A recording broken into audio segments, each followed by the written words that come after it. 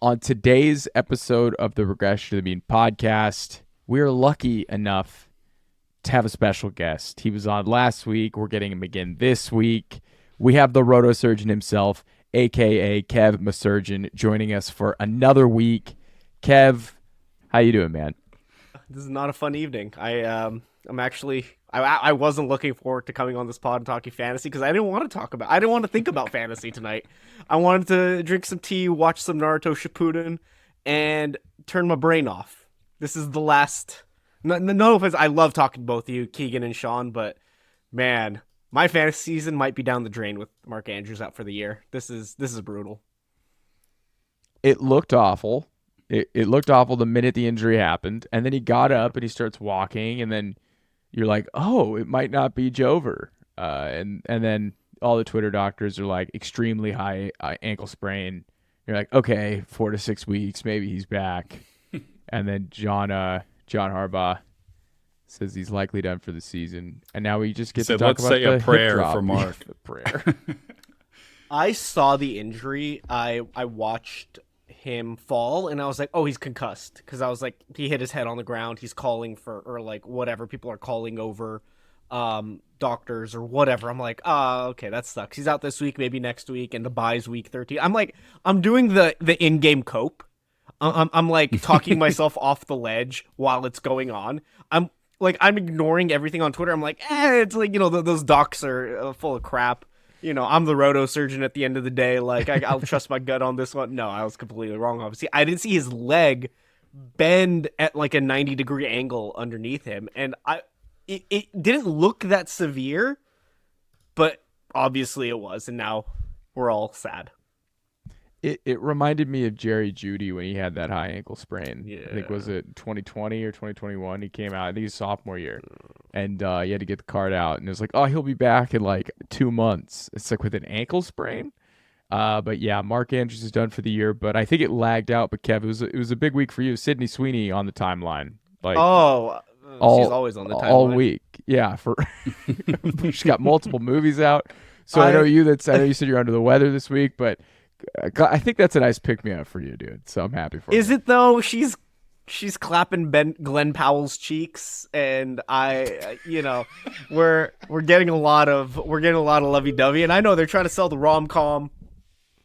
To be in those shoes would be swell, but alas, nevertheless, we persist. You don't like seeing your woman in the arms of another man, and especially not. Yeah.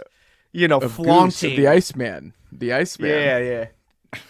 Hangman. Respect. Hangman. Respect, yeah, whatever. Top Gun Maverick. Sorry, Maverick. Yeah, no. It's definitely not my week. Let's just say that. And on today's episode, we're going to do the opposite of clapping cheeks. We're going to talk Week 11 running back rankings. The exact opposite of that. We are lucky enough again for Kev to join us. Kev, before we dive in, where can the people find you?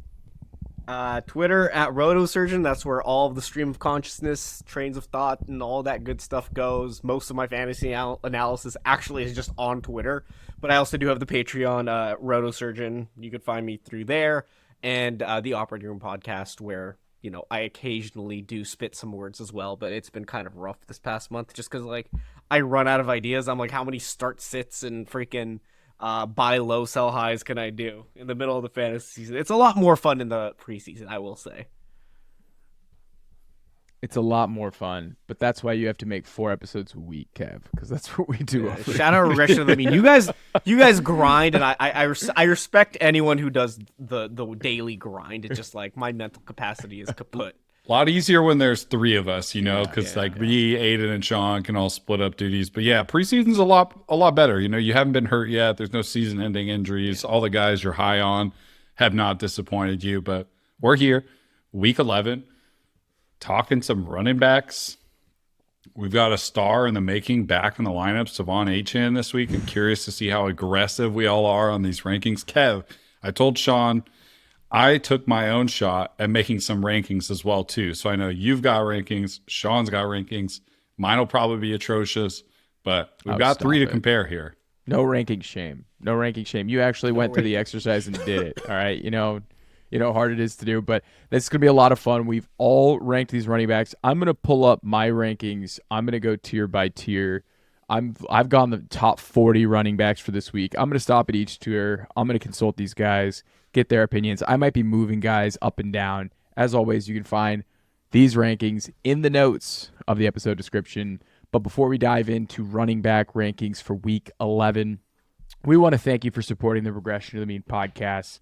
We appreciate you for listening, spending 2 to 3 hours of your week here. We appreciate you for being a part of the Mean team. If you haven't had the chance, we'd love it if you could go ahead, hit the subscribe button, like this video, and drop any questions that you may have in the comments below. We're marching towards our goal of 1,000 subscribers before the end of the season, and we appreciate you for tagging along. All right, week 11 running backs, the return of Devin Achane. We're this far in the season, we're finally getting his name right. Okay, I think there is a clear top 2 running backs this week that are living in their own tier. I've got it as Christian McCaffrey and Austin Ekeler. Do you guys have these as your 1-2? Who are you ranking at running back 1 this week? I have Ekeler and then CMC, but it just the matchup, I guess. Like Green Bay is one of the worst run defenses, and Tampa Bay is actually decent. But like CMC, and he's in the SF offense, so he's still like top whatever every week. I've got CMC and then Ekeler. Cool. I feel like the clear cuts 1 and 2. Yeah, no notes on them. Just 1 and 2 should be 1 and 2, and that's where I'm at. Ekeler seems positioned to go absolutely bananas down the stretch here with Mike Williams out, banged up Gerald Everett. It seems like Justin Herbert's just going to start checking it down to Ekeler again if he can start catching the ball. I don't know why he's struggling catching the ball, but just his goal line work plus pass catching role is about as elite as you're going to get. And then CMC just takes all of the points in the Niners offense. So it's just a miracle. Okay, the next tier that I have here is Jahmyr Gibbs at 3 and Travis Etienne at 4. That's about it. I've got them here in their own mini tier. Gibbs facing off against Chicago has a good run D. I think the David Montgomery revenge game is very much in play here against Chicago. Last week, Jahmyr Gibbs was on the podcast with Amon-Ra St. Brown and highlighted how David Montgomery was supposed to get a goal line touch, and DeMont subbed himself out so Gibbs could get the goal line carry. I actually played Keegan and won that game by 6 points, and he had Montgomery and I had Gibbs. So shout out David Montgomery. We appreciate you. Seriously, you're my dog for real, for real. I'll stop here with the Gibbs ETN tier. Do you guys have anyone above those guys? Any questions again on, I'd say, Gibbs' usage this week against a pretty stout Chicago front? I'd like to say real quick, how do you have him at 3? How'd you get there? With Jahmyr Gibbs? Yeah, I mean, I have ETN at 3, so it's not like I have the next guy that far. It's just like Gibbs, being a, he's still in that timeshare with Montgomery. Like you said, it might be the Montgomery game with the revenge game in Chicago, but like Chicago's run D is like borderline elite. Like it's like very good. And also, he is not a workhorse anymore with Montgomery there. And like you said, he wasn't going to get that goal line touch if not for Montgomery just being like, hey, it's yours. This one's yours. And they gave like every other one to Montgomery. So I don't know how you got the 3. I'm not here to shame. Had him at 4. ECR had him at 4 when I pulled this. And number 1 running back usage, number 1 points per game output. DeMont comes back and he still scores 28 fantasy points. I feel like it's hard to not get super bullish on him. I don't know. Again, that Chargers defense, the run defense is like miserable. It's bad. So like, it's like the worst, or like one of the worst. They have like no nose tackle. They run out like 3 defensive ends every game, and like 1 defensive tackle who's like undersized, or like Austin Johnson who's like terrible too. So it's like what is it? Eric Kendricks can't run. That was just an awful matchup for a run defense versus a running game. The Bears, especially with Montez Sweat, who's like one of the best edge defenders against the run. He's good against the run. Very good. And then Tremaine Edmonds and all that. I wouldn't have Gibbs at 3. I have him in the teens. I have him in the teens. I respect it. Wow. Teens? Oh, I'm excited to hear that later. I'm not at 3. I have him outside of this tier, but I have him at 5.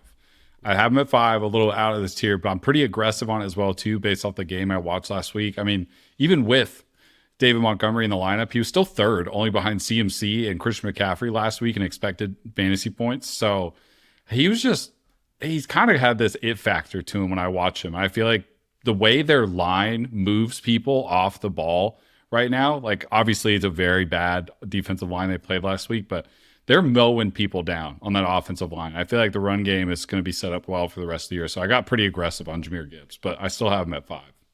Yeah, I mean, he had 17 touches, 5, so could have been a total of 19 if he got both targets, but 2 touchdowns. It's just like I don't see that. Like maybe he scores 1. Like I think he'll have a good game as a receiver, but as a rusher, that's the key. Yeah, and is he going to get the goal line touch? I don't know. No. Is he going to convert it? I don't know. Like maybe Monty's nice again. No way. Monty's going to go crazy against his old team. That's why I had Monty 4 spots ahead of expert consensus rankings. That's the thing with Monty too. It's like that was his first game back from a rib injury, and he went off. He's much like, he's probably healthier now. Like he's very good. Yeah, so like he's a really good player. Like I have them very close. I'm gonna have them very close every week, but like I'm gonna have them borderline.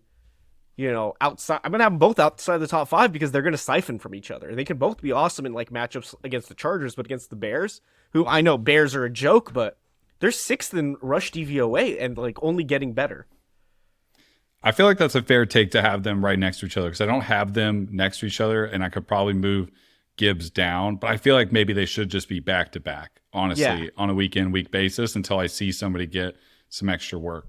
I knew my 5 spot was aggressive. 3 is most definitely more aggressive than that. I mean, ECR has him at 4. ECR's got him at 4 the last time I pulled this. I did the whole 140 consensus. So they can be wrong. It's not like ECR's ever been right. They're not right every week. You are ECR, Kev. Yeah, Kev, they take your rankings into there. They're part of that. Unless it's tight ends. When I do the top 20 rankings, I see the roto surgeons. So yeah. Yeah, I'm like, wait a minute. Wrong. You are ECR.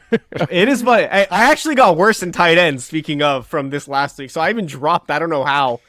So I don't know. Move on from Jahmyr Gibbs. That's my fault. The next tier that I've got here is just this weird tier I don't know what to do with. Is Josh Jacobs, Breece Hall, and Javonte Williams. Josh Jacobs just continues to be.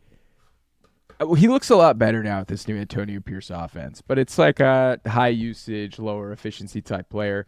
Breece Hall is somebody that I have to rank in the top 6 or 7 based off talent and usage, but I just find it really hard to get excited about his offensive line and Zach Wilson. I've got Javonte pretty aggressive here. Minnesota is against the run has been middle of the pack over the last 4 weeks. Javonte's really assumed this clear workhorse role, and he catches a ton of passes over the past month. 6th in expected fantasy points per game, 9th in fantasy points per game. I feel pretty confident about moving him up the ranks this week because I've moved some of the bigger names down the ranks based off of usage and role. So I'll pause here at the Jacobs, Hall, and Javonte tier. What do you guys think? I'm up on Jacobs like further than that. I have him above Jahmyr Gibbs at 4, actually, just based off the usage they're getting with AOC playing quarterback and Antonio Pierce being the coach. I mean, 27 carries last week. He finally goes over 100 yards, gets 127 total from scrimmage. And I mean, if he's going to get 20 plus touches like that, it's hard for me not. The only problem I have with being this aggressive on him is if Miami happens to blow them out. Like if this isn't a close game, it could be a very dangerous idea to have him ranked so highly. But I feel like if this is the Jacobs we saw last year and just getting that volume of touches, like eventually he just hits home. He's kind of like a battering ram, right? If he gets hot and he just keeps running hot, he'll beat a team down on the ground. So I'm just going to stick with the hot hand. That's why I have him ranked so high this week. Also, Miami's like middle of the road in adjusted fantasy points against to running backs. I think they're like 18th right now. So it's a decent matchup as well, but they just can't get blown out. I think Miami's defense as a whole is going to look better with Ramsey back week over week. So that should probably adjust because they're not like, overcompensating on the edges or whatever. I think they have looked better against the run recently too when he did return already. So it's neither here nor there. I have Jacobs at like 7 just based off usage, but at the same time, like you mentioned, with potential blowout that's fully in play. I don't know what Aiden O'Connell is going to look like playing from 20 to 30 points behind. I don't know if Jacobs is going to be on the field in the second half. If he is, it might be Amir Abdullah. Yeah. So I'm going to temper expectations, but like, he should still get like 20 touches. It's just, do they get into the red zone with this offense, and are they just going to be throwing in the second half? So we'll see. I don't have Breece. I have Breece Hall in the teens as well.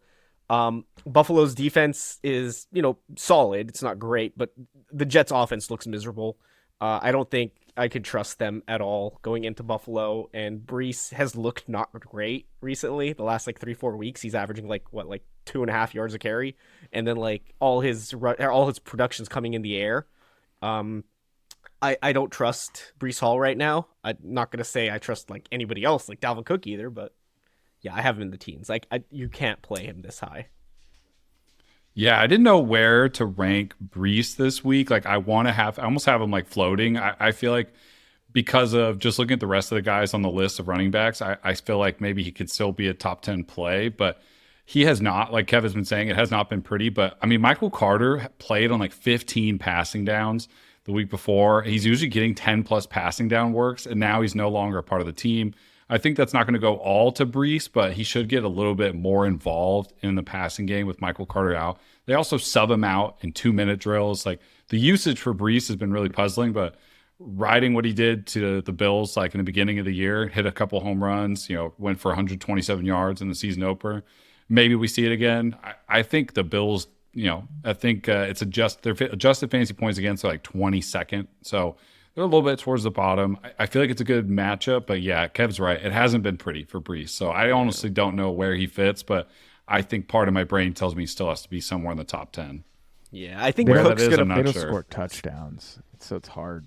Yeah, that's the thing. The upside is so low in that offense. It just he's still great because as a whole, the player is still good. It just the offense does not allow him to be excelling. And then Cook probably plays more.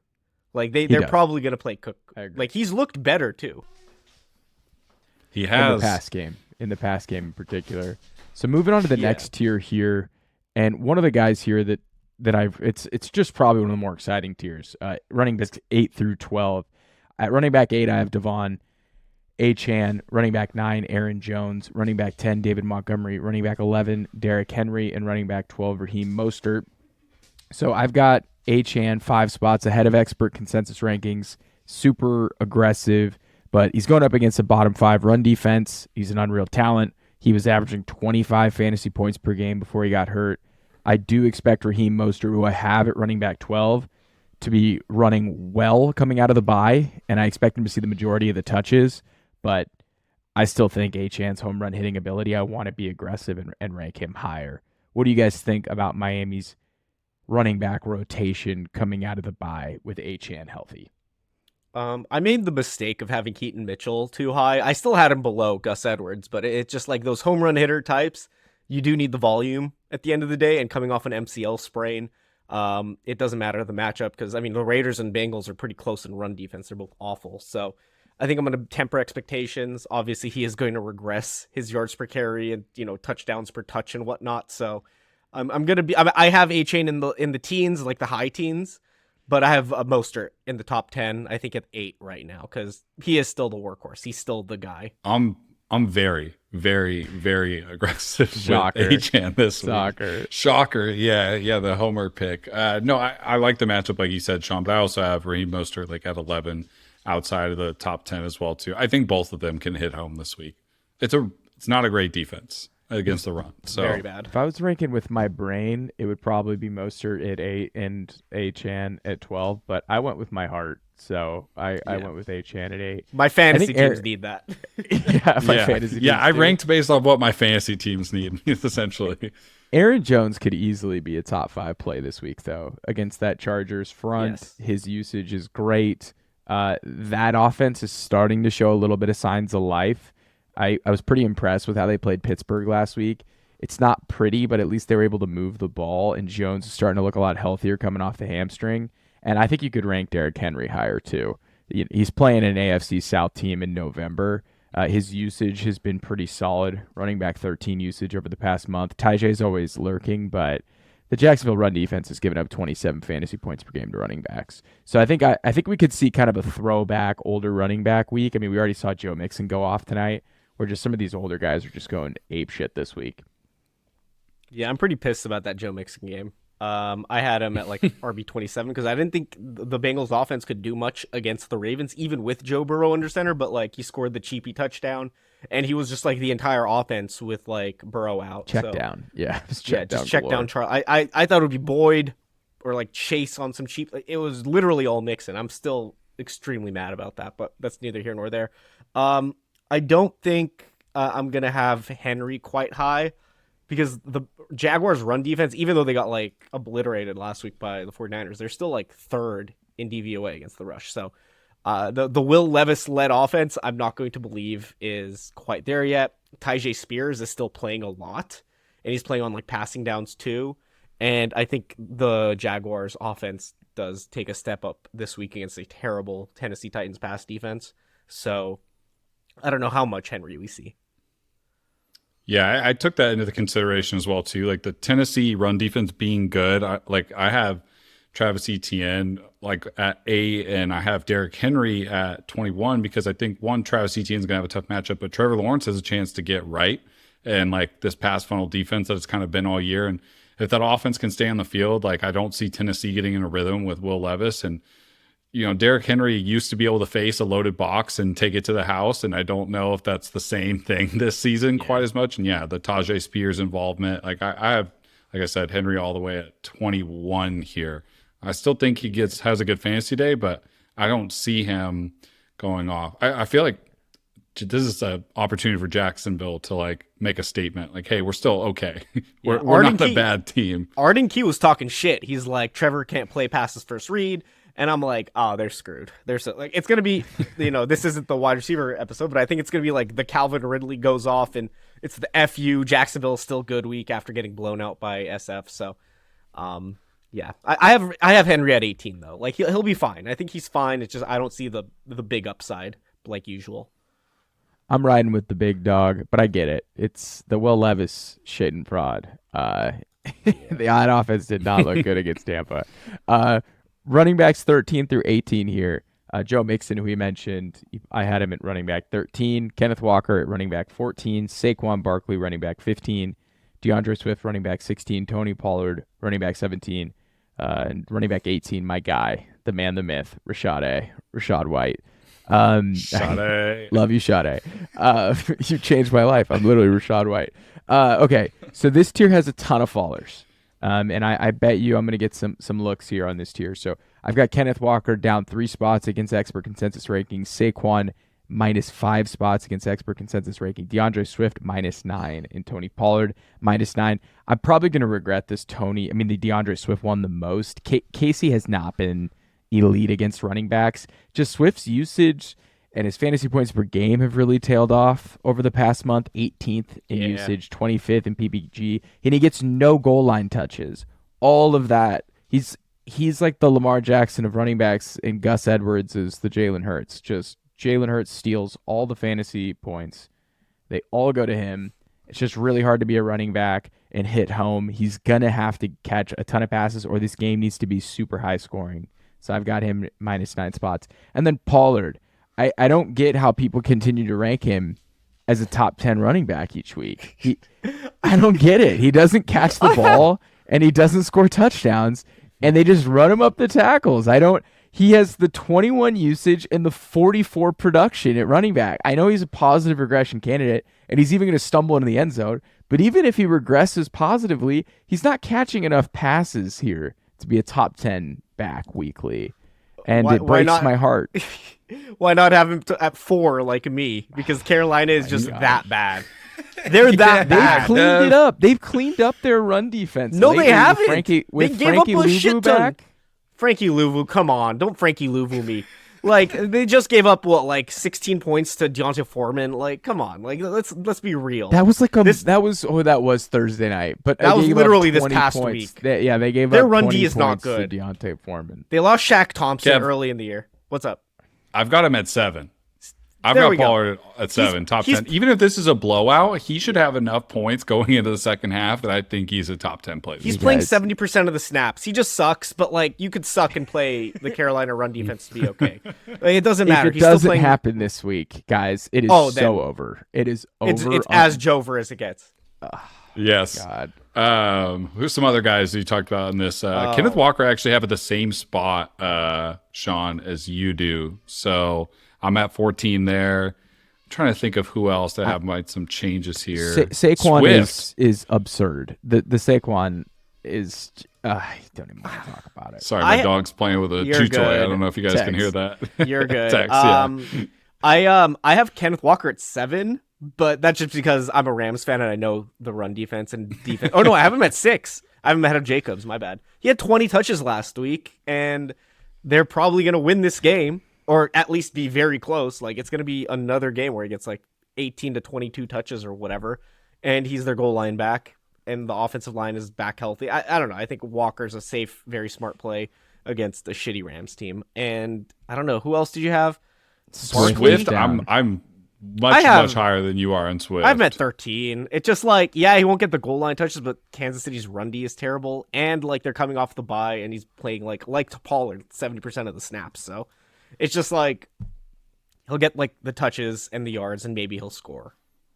Yeah, Chiefs are giving up like 4.6 yards a carry to running backs right now. Also, Nick Bolton out. Also, revenge starter. game. What's his name? They passed on him. Tranquil. They took CEH. There you go. I love a good revenge. They took CEH over him, so it's like an FU game for Swift. Yeah, it's weird. Swift has been underwhelming with the amount of usage he's gotten recently, but coming off a bye, established the run against Kansas City, try and control the pace. Like I like Swift as a high end RB1 play for me. Cam Jurgens is back. There's a lot to like about this offense. If he scores a 20-yard touchdown, he's gonna hit home. Hurts has the knee injury too, so they might not tush push as much as usual. Wow, that'd be might insane. Swift push this week. That'd be insane. Or just in general, like a 2-yard rush from him. They don't even do that. Swift shove. Yeah, whatever. I'm at 13. It's not like I have him crazy high. Rachaad White, running back, 4 in points per game over the last month, 5th in usage. Tough matchup. They are 12-point underdogs on the road. He's going to have to catch 8 passes probably to hit home. I think that's tough. Yeah, dude. The next tier I have, it's kind of. I'm going to lump it together here. I think I've got Devin Singletary here at running back 20, Brian Robinson running back 21, James Conner running back 22, Jerome Ford 23, James Cook 24, Pacheco 25, Kareem Hunt 26. Not a ton of movement here in this range. I like Devin Singletary. Kev, you called Singletary last week when we talked about running backs. You did. You were all over that. Do you want me to recall him? You're going to recall it? Let's see it. What do you like? You going to recall him saying he won't do it again, or are you going to say he's going to go off again? I have him at RB5. I don't think Pierce is going to play first off. I don't think he's going to play either. I don't think he is either. He had 31 so he had 31 touches. Yeah, he looked good, dude. As the game went along, their run game looked much better as the game went along. He is good. Like Singletary, like I know he's annoying, but he's good. Like he's a good running back. Well, not good. This is also the highest total on the week currently. Yeah, it is. Like 47.5 point total on the week. Houston's O-line is like borderline elite. They got like most of their pieces back. I know they were injured for parts of the season, and like he had the dud against Tampa Bay where he was the workhorse, but Tampa Bay's run defense is like top 7. And I think they got Vita Vea back just for that game. I have Singletary top 5 just because like the usage is going to be there. I think the matchup's going to be close enough, if not Houston not blowing out, but like having a lead over Arizona. It should be another Singletary game, honestly. And then I don't know what to do with James Cook with Ken Dorsey fired. Is this good for James Cook? Is it bad for James Cook? I've got him at 25.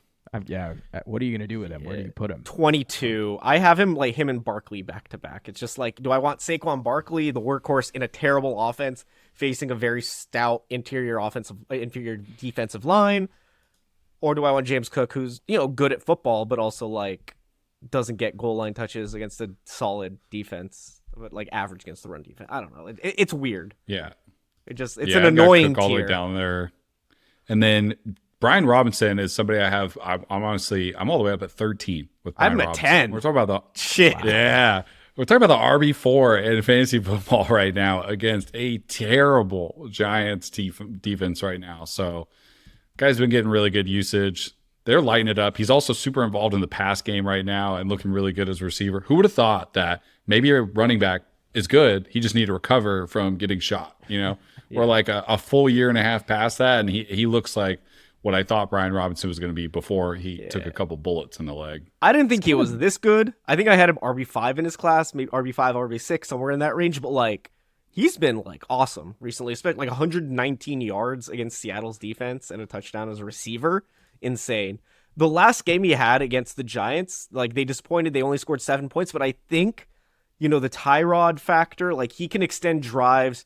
A lot of clock gets burned. I don't think that's going to be the case with Tommy DeVito or Matt Barkley or whoever's under center this week. My guess is Washington has a lot more plays under their belt this week. The defense for the Giants is a lot weaker without Leonard Williams. So, I'm back on the Brian Robinson bus. 9.5 point favorites too. Good game script for Washington. Antonio Gibson hasn't been practicing this week. I might have to move him up. He's a negative regression candidate. He's been hitting home with some big plays. Maybe that stabilizes over the course of this 4 yards per carry though, as a rusher at least. It's not like he's hitting it there. So if he gets the touches, he'll be fine. Next tier of guys that I have here: Jaylen Warren, running back 27, Najee Harris, running back 28, Ty Chandler, running back 29, Gus Edwards 30, Keaton Mitchell 31, Darrell Henderson 32. I think the two guys in this range are Warren and Harris. Everyone's pumping up Jaylen Warren. It's Big Warren on Twitter right now. But Harris has just been awesome too. Really good usage, really good production. Warren's getting home with bigger splash plays and looking more explosive. They definitely eat into each other's ceiling, but I think they've kind of unlocked something with this run game considering how bad Kenny Pickett is. But rough matchup this week against Cleveland. This might be the lowest scoring game on the slate. So I just don't know how you get super excited about starting either of these guys this week. I have Warren over Harris as well, but it's like I have Harris in like the 30s, like 33, just because it's like Cleveland's defense is very good, and Warren's like the pass catching back, so I have him at like 29. They're both just not great plays. Yeah, I have Harris at 27. I have Warren at 29. Harris's usage has been pretty good, and he's like basically playing up to his exact usage. The thing with Cleveland is they look like a scary matchup, and they are, but no Deshaun, no PJ Walker, rookie Dorian Thompson-Robinson. This is kind of a similar scenario I was talking about with Will Levis in Tennessee. Like, how does your offense stay in a rhythm with rookie quarterback and then your defense is on the field constantly? Like, you can only play – I see this with the Jets every week. You can only play so many good defensive drives, and while the matchup on paper I think looks bad, I think it's still an opportunity for Najee and Jaylen Warren to play well. Now, I'm not saying like they're great plays. I have them 27 and 29 respectively, but – I think it's going to be a game where Cleveland's defense just gets worn out. They're going to be on the field a lot. And Pittsburgh's defense looks a bit better, and they're kind of picking up things. So, yes and no, because my guess is Cleveland's very run-heavy, and their running is their strength, obviously. And Pittsburgh's defense, their weakness is the run defense. They're like middle of the pack. So I think Cleveland can sustain drives without scoring. So it could be like a very annoying game, and it's going to be because obviously the total is so low. It's going to be low scoring. Yeah, that game's going to be a bummer. It's going to be a nightmare. I think like for anybody, just like best to avoid those two. But like Warren over Najee if need be. I agree. And something too with Darrell Henderson, no one's talking about him coming out of the bye. We're 1 week away from Kyron coming back. It's a great matchup against Seattle, and the usage has been there. So I don't think I get super pumped to start Henderson, but you're in a tough situation with injuries. I kind of like Henderson this week against Seattle. Stafford's back. Like, it's a better offensive environment for the Rams. Seattle's been like 5th worst against fantasy running backs this year. It's terrible. Not great, but Leonard Williams is a great run stopper. He's a really good run defender. They've added him to that. I don't know how much of a difference that makes, but they've gotten I think worse. I have Henderson They've gotten right in worse. between. Last month, they are the bottom. They're the worst defense against the run for fantasy points. And they were like actually top 10 to start the season. So it's like funny how things shift so quick. But yeah, Henderson's weird. Him and Royce Freeman, like they're not that far off in touches. And like Freeman had a touchdown 2 weeks ago, or like 2 games ago for them. They played Green Bay, and I know it was Brett Rypien, but Henderson looked awful. He had like 35 yards or something on 12 touches. That wasn't great. He's only I deleted kind of that involved. game from my brain. I just He's confirmed they played that. Yeah. He's only kind of involved as a pass catching back because that's not what the Rams really want to do unless like you're really good at it. You're mostly just blocking for Stafford because the O-line's not good. And like Stafford, we don't really know how he's going to look with like an injured thumb and like everything else is broken in him. And I don't know. I think it's a gross offense. And my guess is even though the spread's really close, I don't know why, I still think Seattle like blows them out, or they should at least, even though McVay has their number. Dude, I hate the Fraud Hawks, but I think the Rams are very No bias, much in though, play. right? No bias. # no bias. The last tier of guys that I have here, please don't start any of these guys, but running back 33, Chuba, 34, Gibson, 35, Dillon, 36, Foreman, 37, Herbert, 38, Tyjae, 39, Royce Freeman, 40th, Kenny Gainwell. If I had to pick one from this tier that I like, A.J. Dillon, if I had to pick one. He's playing half the snaps. He's playing 50% like every week. 30, running back 33 in usage, running back 35 in production. So you might stumble into a touchdown if you have to start A.J. Dillon. How about a take? Can I get a take off here? I'd love a take. This is your opportunity, Kev. Let it rip. A.J. Dillon over Najee Harris this week. Honestly, I could see it happening. I don't hate it. That's how bad the Chargers run defense is. I really don't hate it. The testament.